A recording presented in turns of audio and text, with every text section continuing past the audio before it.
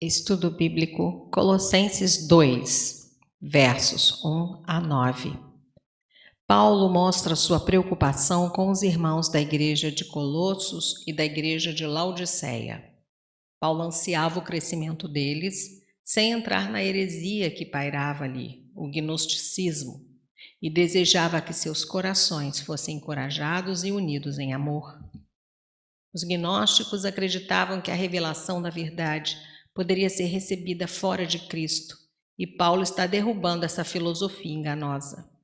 Porque toda a verdade está essencialmente em Cristo e não há conhecimento e nem revelação fora dele.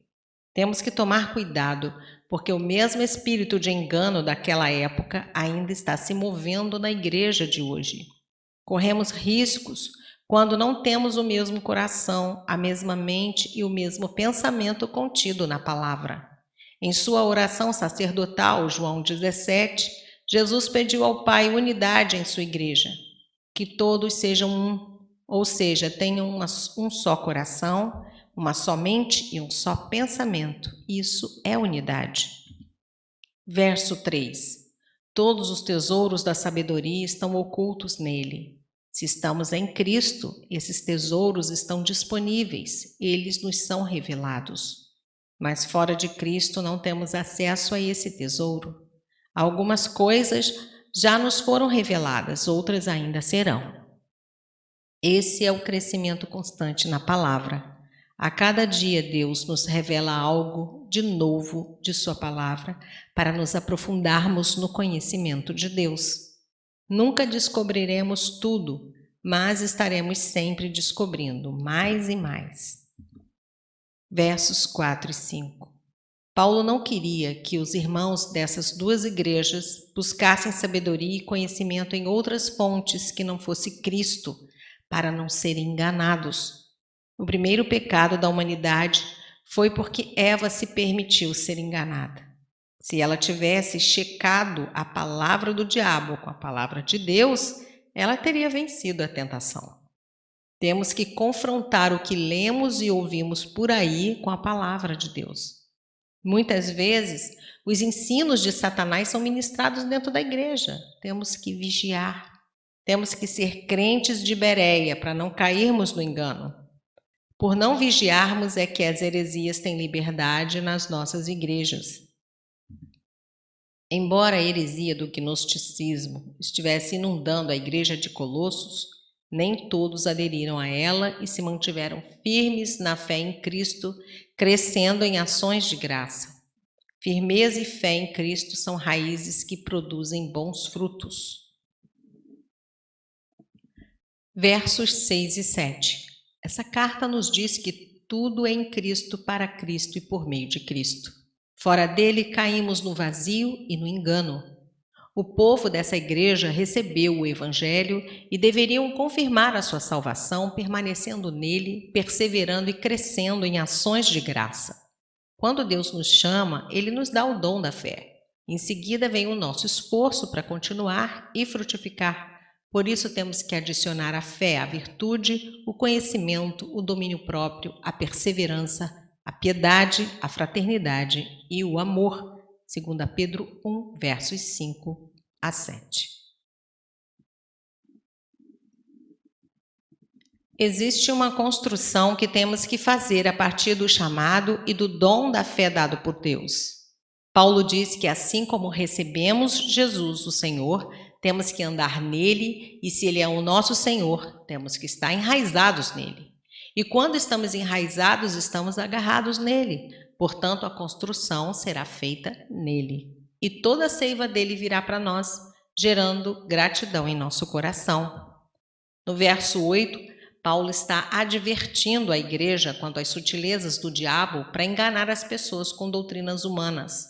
A igreja tem que ter o cuidado com falsos mestres, com as falsas doutrinas e exercer seu bom senso. Os falsos mestres não serão removidos da igreja. Nós é que temos que nos cuidar e nos alicerçar na palavra. Pois como está escrito em 2 Coríntios 11, 14, o próprio Satanás se transforma em anjos de luz. Nossa mente não pode ser contaminada com intelectualismos e com filosofias que não condizem com a palavra de Deus. porque fora de Cristo não tem verdade. Paulo não está condenando a filosofia, e sim as falsas doutrinas que afastam o homem da verdade de Deus. A filosofia, como todo conhecimento humano, pode ter coisas boas, mas não transforma o homem. Só Jesus tem o poder transformador sobre o homem que o aceita como Senhor. Verso 9. Em Cristo habita corporalmente toda a plenitude da divindade, pois o Verbo se fez carne e vimos a sua glória, mesmo ele estando na carne. Deus fez do corpo um veículo da revelação divina. A matéria não é alienígena, o corpo não é inimigo. Deus soprou no corpo do homem espírito de vida. Hebreus 10, versos 5 a 7. Deus quer ser glorificado no nosso corpo. O desejo de Deus em Cristo foi mostrado através do corpo. Viu Deus que tudo o que ele tinha criado era bom, Gênesis 1. Portanto, o corpo do homem pode ser usado para os seus bons propósitos. Paulo deixa claro que em Cristo reside toda a plenitude da divindade. Não existe nada em Deus que não tivesse sido depositado em Jesus com toda a sua plenitude. E ele foi tomado ao céu com toda a sua divindade e com as marcas de nosso pecado eternamente. Versos 10 a 23. Todos esses versículos são a aplicação do verso 9. A plenitude que os gnósticos queriam é dada somente para quem está em Cristo. Então, temos a plenitude de Cristo. A redenção humana indica a participação de toda a plenitude de Deus. Assim como Cristo participa de toda a plenitude sem perder sua identidade, assim acontece conosco. Conseguimos vida abundante em Cristo sem perder nossa identidade.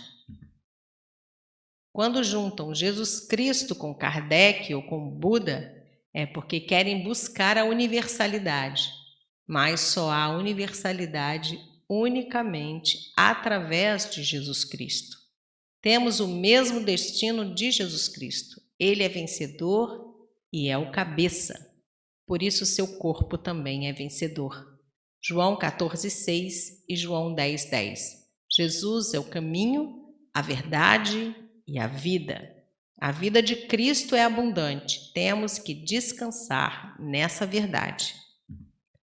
Versos 11 e 12. Quando pensamos na vitória dos céus sobre todas as potestades, participamos dessa vitória.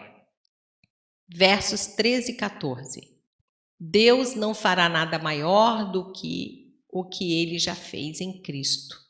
Quando estávamos mortos nos nossos pecados, o seu Espírito entrou em nossas vidas, cortou a nossa natureza pecadora e está continuamente procurando fazer com que a força pecaminosa em nós se torne inoperante.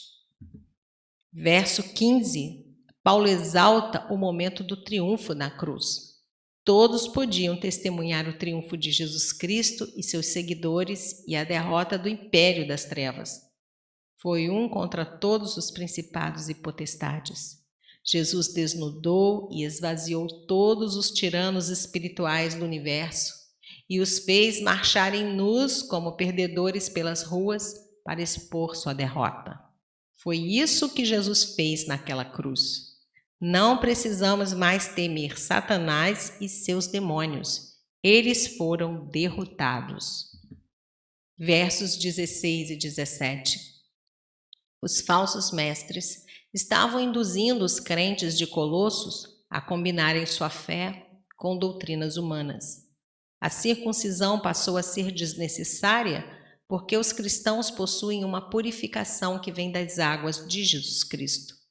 Acontece conosco uma circuncisão do coração e passamos por uma lavagem no sangue de Jesus. Não precisamos acrescentar nada ao que Cristo já fez. Deus já cortou nossa natureza pecadora, tornando o pecado inoperante em nós. É a batalha diária que temos, mas cada vez essa guerra fica mais fácil, porque a carne vai ficando cada vez mais fraca. Mas temos que ficar em Cristo. Em Cristo, Deus nos deu vida e libertação do pecado. e é possível não pecar, mas isso é uma decisão nossa. Jesus cancelou o escrito de dívida que era contra nós, rasgou a promissória. Havia naquela época um hábito: quando se pagava uma dívida, se expunha em lugar público para que todos vissem que a dívida tinha sido paga. Cristo foi exposto na cruz num lugar onde todos viram e gritou: está consumado. Paulo exorta os cristãos de Colossos a viverem a vitória de Cristo livres de rituais. Cristo é a revelação de tudo o que foi prefigurado no Antigo Testamento. Antes viviam de sombra, mas agora Cristo veio trazer a realidade, a verdade. Na igreja de Colossos havia veneração a anjos, como se houvesse necessidade de ajudar a Cristo. Versos 18 e 19. As visões fazem parte do ministério profético, mas temos que ter cuidado para que as visões não sejam carnais, vindas de pessoas que precisam de atenção e que buscam serem notadas por causa de suas visões. Essas pessoas perderam a conexão com a cabeça. Em Pérgamo era assim, continuavam na igreja, mas seguindo os ensinamentos de Balaão, heresias que roubam a suficiência de Jesus Cristo. Paulo está dizendo que quando deixamos essas heresias se infiltrarem, é porque perdemos a conexão com o trono, com a cabeça. E se o corpo perde a conexão com a cabeça, morre. Crescimento verdadeiro para a eternidade tem que vir de Deus, comandados pela cabeça que é Cristo. Versos 20 a 23. Para os poucos que restaram conectados com a cabeça, Paulo adverte e compara a teoria da heresia com as outras religiões. As pessoas que seguiam as doutrinas dos gnósticos tinham os seus argumentos vindos do diabo e muitas vezes eram convincentes. No Éden foi assim, mas Paulo rebate todos os argumentos deles, mostrando a superioridade e a vitória de Jesus Cristo. Havia aparente sabedoria, mas havia falsa humildade. Paulo disse que tudo aquilo era exibicionismo, orgulho e falsa santidade.